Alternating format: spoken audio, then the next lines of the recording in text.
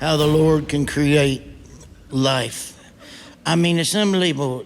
You just see that little baby's head pop out. Your whole life is transformed and changed, and you just love it so much, and you cry, you know? And then 10 years later, that same thing, you want to slap the living out of it. You know what I mean? It's unbelievable, the whole different... I remember when my little boy was born, I was scared to hit a speed bump leaving the hospital for fear his head would go like that and crack open or something. Here I am 10 years later, driving down the interstate, trying to get the perfect whack on the middle of his freaking head. And my wife's like, be careful, you're gonna crash. I don't give a shit. I'll kill everybody in his car right now, all right? I could care less. I've had it with him right now. It's ridiculous. Yeah, the Pope came out and said married couples should have more kids. Well, it's easy for him to say. Daggone Pope ain't got no kids. How about I drop my kids off at the Vatican for a couple hours? How's that sound? Yeah, see if they can get grape jelly out of the Pope hat, all right? That's why I never understood kidnapping. Really? You want to put up with this bullshit? Are you kidding me? Hold him, you kidnap my kids, they'd be back on the porch in 2 days with an apology note strapped to the side up. Oh, but I love them. I don't care what age it is. You put up with it. I love them so much, I tell you. You know, I was going to homeschool my kids, and then my wife reminded me, we're idiots.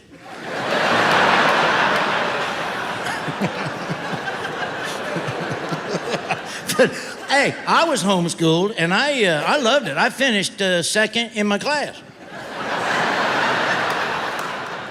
It wasn't until 2 years ago my mom told me that she'd made the dog valedictorian. I worry about my kids, though. They're so sweet. My little girl's such a sweetie, and my little boy's got a kind heart, and I just worry about bullies and, You know, I was bullied by a fourth grader one time, and I hated every minute of it. So I went home and told my wife she's got to go pick the kids up because I can't handle it down there no more. Hey, you laughed. There's some big fourth graders out there. I mean, this girl, she wasn't small. I'll guarantee you that much. Remembered Father's Day, my kids. By the way, Father's Day is the biggest piece of holiday they got out there. That's where your wife and kids take your money and buy you you didn't want to begin with, all right? But my kids, they're so sweet. They drew a picture of me and put "We love you, Daddy" on it. And which is awesome. And I felt so bad because instead of me going, man, I love my kids, this is all, the only thing I could think when they give it to me was, I'm not that fat, am I? And it bugged me, and I told them, kids, I like the picture, but I'm not that fat. And they're like, yeah, you are. I'm like, no, I'm not. Yeah, so they took the picture and held it up to my cell phone, and it unlocked it.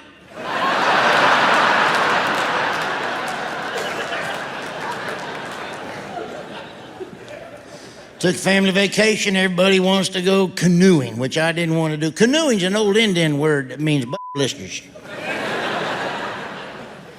Yeah, canoeing's a lot of fun when you're a fat guy. Yeah, that's a lot of fun right there. My little boy's in the front, I'm in the back, going down the river for 5 miles, popping a wheelie, going in circles. Got a catfish stuck to my nipple, I can't get it off of there. He's like, why do I gotta wear a life jacket? Because if this thing tips over, it'll keep you alive long enough for me to save the Kentucky Fried Chicken over there, all right?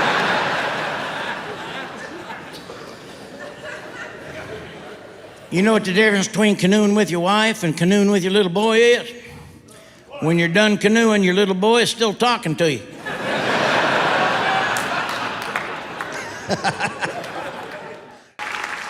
I haven't been doing television for a while because I've been living and working in Las Vegas for the past 16 years.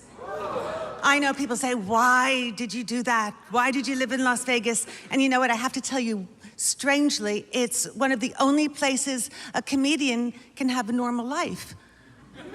Isn't that weird? Because I took a car to my show and the audience took a plane.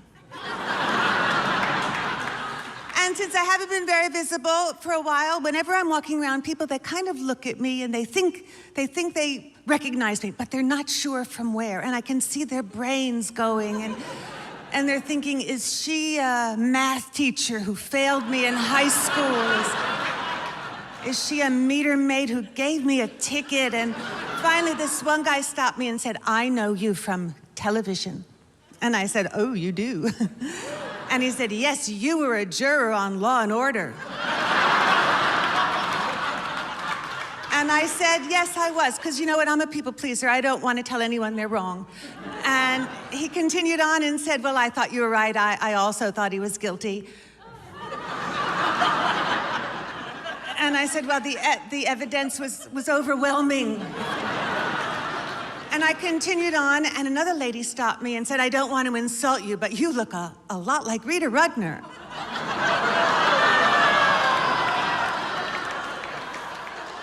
What do you say to that? I said, well, I'm not. I was a juror on Law and Order.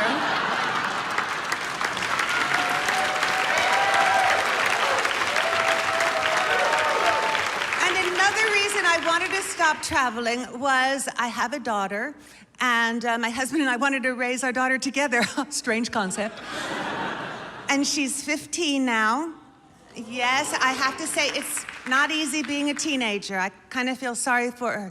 She recently sprained both of her optic nerves by rolling her eyes at me.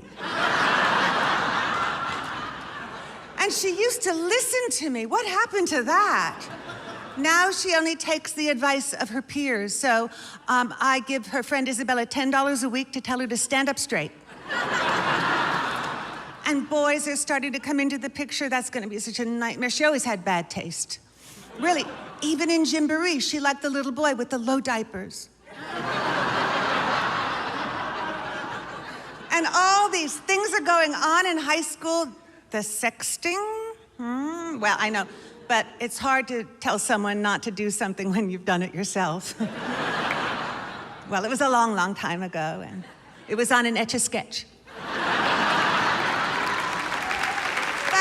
I'm trying to not make the same mistakes my parents made. They were so overprotective. Oh my gosh, my tricycle had 7 wheels, you know, and a driver. My parents wouldn't even push me on the swing. They'd just sit me on the swing and run back and forth and say, it looks similar to this. I'm raising girls. It's all girls in my house, all girls. Whenever I say I'm raising girls, women always go, oh, it's gonna suck. Wait till they go through puberty, your life is over. Really? Like you want a boy going through puberty with what they do around the house? Where are all our tissues? Why are we going through so many tissues? Why do I only have one sock? Where are my socks? Some hairy golem crawling down the hallway, taking a shower for an hour and a half, coming out all sweaty. Ah!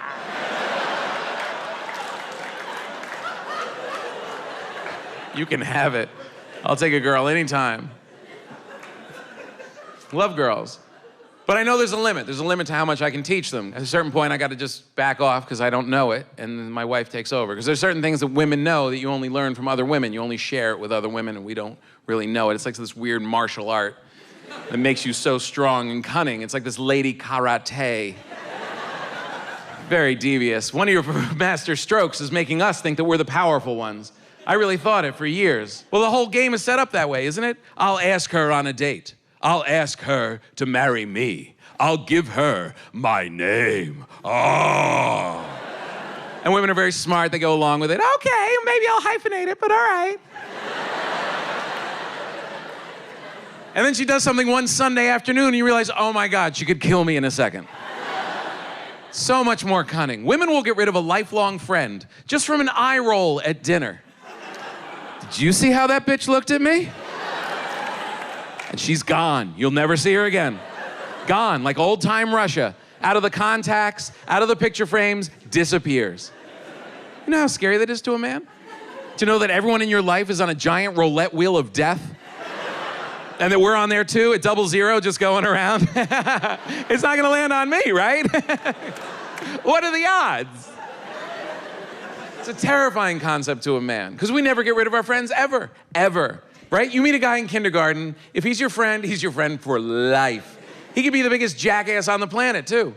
He could become an alcoholic, drug addict, rob a liquor store, go to jail, come out 10 years later, come to your house, pee in your pool, hit on your wife. You're like, that's done. He's crazy, right? But you gotta love him, you gotta. Look what he's doing in the mailbox. Hilarious, dude.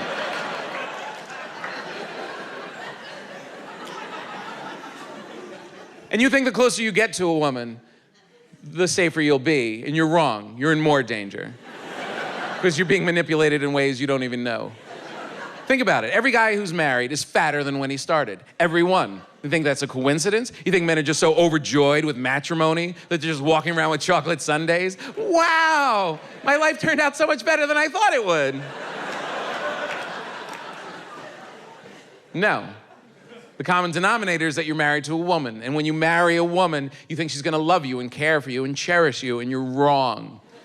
Her first instinct is to keep you. She's a nester. The woman is a nester. She makes the nest, builds the nest, wants everyone in that nest all the time. And guys are always trying to leave the nest. Always, just to look for worms or do loop-de-loops. Sometimes check out another nest. Who's in that nest? I'm just looking. And women are aware of this, and they want to prevent it from happening by feeding you all the time. Essentially making you too fat to fly. So if you ever try and leave, you land on the ground and waddle in circles like a fat duck.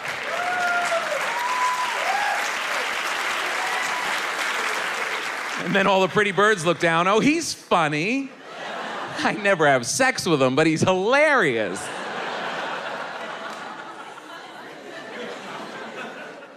But you should be more powerful. It makes perfect sense that women are strong, because your lives are so much more difficult. You have so much more to deal with. It's amazing. You have a lot more to deal with. Just the makeup alone. Just this never-ending art project you're involved in. Carrying luggage around your entire lives. I tell you, I going through this pandemic, honey, you gotta warn me though. You know, I don't know about y'all, but I got trapped in a pandemic, stuck in the house for a year with an 8-year-old. Where my parents at? Where my parents at? Auntie, and being a single parent, you ain't got nobody to put them on? Somebody could have warned me that kids control everything you do, everything you watch. I couldn't watch shit. Somebody asked me the other day, girl, what's your favorite TV show? I said, I don't know, bitch, Caillou. Y'all know about Caillou? Can I ask y'all something? He got canceled. Cause that little fucker ain't grown no hair in 4,976 episodes. And where the hell is his eyebrows? Is it alopecia? I just wanna know if I need to pray for him, that's all. And look at his head. That's not his real daddy. That's Charlie Brown, baby. Look at his head. Man, I watched so much of my son's stuff, I just started talking like him, honey. I was on the phone with Amazon one day and just broke out in Peppa Pig. Hello, my name is Peppa. And this is my brother George. Oh, Daddy. Where's my package be here, ho? Where's my package be here? Shoot, I'm telling you, it's crazy. And then I went into the pandemic single. Oh, Lord, I didn't get to mess around and build my roster. Being single in a pandemic is terrible, because after about month number 4, honey, I'm on Facebook looking at dudes I ain't talked to in 20 years. Talking about how your marriage working out, you know. You still like that bitch? Let me know. Because I'm going to tell you something. I never thought in a million years that I would be single at my age. You know, I was married, you know, and I love being married. I just hated who the fuck I was married to. You know, I think some of y'all can relate. You know what I'm saying? You know what I'm saying? It was like I was with this person, and I loved him, but he just wouldn't act right. He had this condition I couldn't deal with called won't work. I can deal with a lot of shit, but you ain't bringing no check in this house? Honey, please, honey, let me tell you something. You know how good your PP got to be? I better be going to my job every day in a wheelchair, understand me. But it be cracking me up though, you know what I'm saying? Because these dudes really think that that's the bomb. You know, just having a penis make them a man. I'm like, no, baby, that don't make you no man. You know what I'm saying? My daddy a real man. My daddy worked his ass off for 52 years, honey. He lost his job one time. And you think he let my mama take care of him? Hell no, he never gave that bitch that kind of power. My dad went and got him some secondhand lawnmowers, honey. Started cutting grass around the neighborhood. I said, that's the kind of love I want, honey. Make a whole black man turn to Mexican? Yeah, that's the kind of love I want. He changed his whole race. But it be tripping me out, you know what I'm saying? Because these dudes really think having a penis make them a man. That don't make you a man, boo-boo, it don't. It's a lot of levels to being a man. And some of y'all think just having that thing swinging between your legs make you a man. No, sir. Because if that's the case, I've been a man a long time, because I got 3 dicks in my top drawer. And I ain't gotta never worry about him talking about he tired. But I be wanting, you know, a dude my age, but they got these daggone standards now, man. I don't know why dudes do this to us, and they raise the bar on us so much. Why they do that to sisters? They do it to us. They don't do it to any other race of women, but us, they want to raise the bar. We got to be damn near perfect for a man to want us. And my thing is this, you can have all the demands you want, just make sure you got that same shit you asking me for. You can't ask me to have shit you ain't got, homeboy, you understand me? They be killing me, honey. I be calling them out. They be like, I don't date chicks with long, pretty hair. Fool, you bald-headed with 2 dreads hanging on. You ain't got no edges either, okay? You wear a hat, I wear a wig. Let's go. Come on, we even. Well, my Haley Bailey's 22 years old. She's got her degree from Oklahoma State University as well. Just like her mom and her sister. And she graduated last May, and she needs a job. I got to get that kid off the payroll soon, man. Because it's going to be hard to marry that one off, because the guy's got to fall in love with her forehead.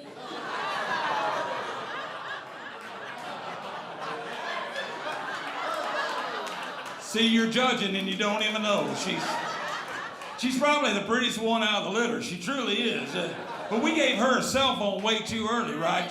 Her sister got one at 16. She got one on the same day at 13. As a daddy, I was opposed to it, and now I haven't seen 2 of her eyes since, y'all. They just been buried down in that phone.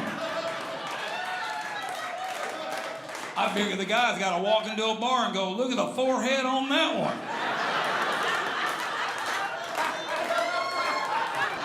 Dude, check out her thumbs. They're huge. And I bet they're fake. Pixar joke number 1 if you keep it up. And then my youngest daughter, that's my Audie Grace, y'all, and she is 12. I got them 31, 28, 26, 22, and 12. I have 4 that completed college and 1 that completed the 6th grade. You know what that's like? That's like running a tire marathon. You get to the finish line, somebody stretches out the yellow tape and then goes, dude, don't hit that, that ain't for you. You hop in the truck, we gonna take you back to the starting gate. We won't go back to the starting gate. Audie Grace is something. She was named class president last year, 6th grade class president. Yeah. The very first day in office, she erased all of our emails and built a wall between them and the 5th graders.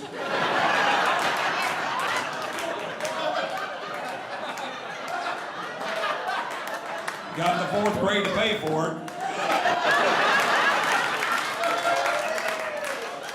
Then she ran into a little scandal. She had kissed a boy in 2nd grade and been paying him off since. If you guys got cable, that joke would rock. Audie Grace is something. She's the only one I ever had to go to the schoolhouse over. I'm not saying my other 4 kids are perfect angels. I'm just saying they never got caught and got their daddy involved in the thing, right? 3rd grade, I get called to her classroom, walk into her little classroom, and her teacher looks at me and goes, do you realize your daughter is a class clown? I got a tear in my eye, you know?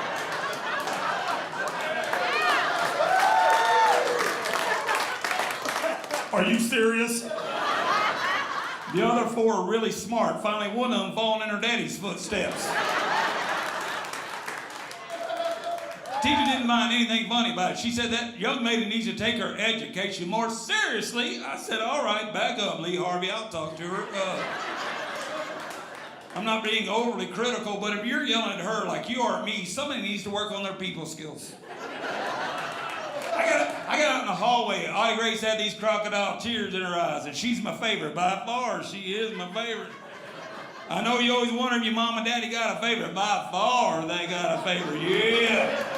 And if you're wondering who it is, it ain't you. Because the favorite knows who the favorite is. That's right. All my kids know that kid's my favorite. I walked out in that hallway. She had them tears in her eyes. She said, you mad at me, Daddy? I said, no, girl, get in the truck. We going for ice cream. You hear me? Get in the truck. We got to the Brahms ice cream store by the house. She just licking on that ice cream. She said, you really ain't mad at me, Daddy? I said, no, you don't listen, old lady. You keep telling your jokes. You'll get you a good job working 30 minutes a night somewhere. You hear me, young? My two oldest kids get mad at me most of all, though. They really do. They're like, Daddy, you spoil her. You never spoiled us. I said, well, let's look at the facts. I had Audie Grace when I was 36 years old. I said, Brittany, I had you when I was 19. You two people ought to be happy you are alive. Especially Brittany. I left her on top of a car one time, y'all. Now, in my defense, she was 17 years old at the time, and I told her twice to get down.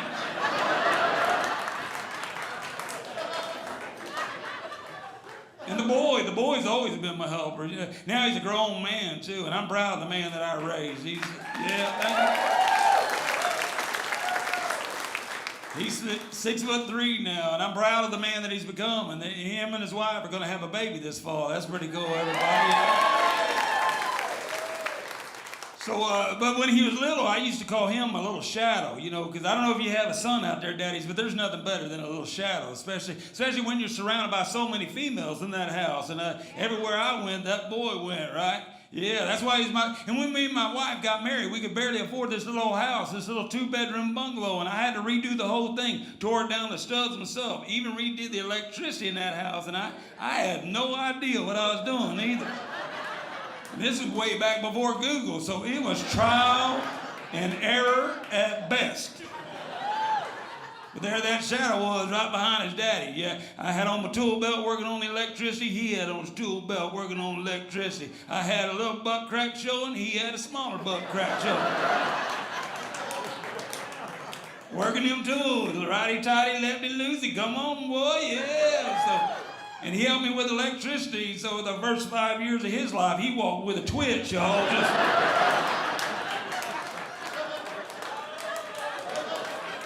No, even now, you sneak up behind Jacob and flip on light, he'll pee a little bit. He will.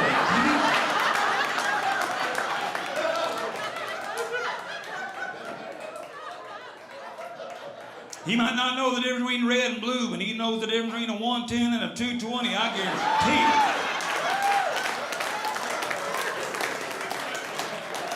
Daddy, that 220 will take your shoes off. Parents don't raise kids like that anymore.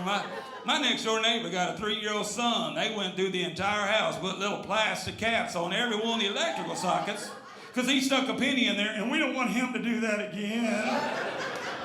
I said, you gotta see if he'll do it again. The boy does it 2 times, he's got a learning disability.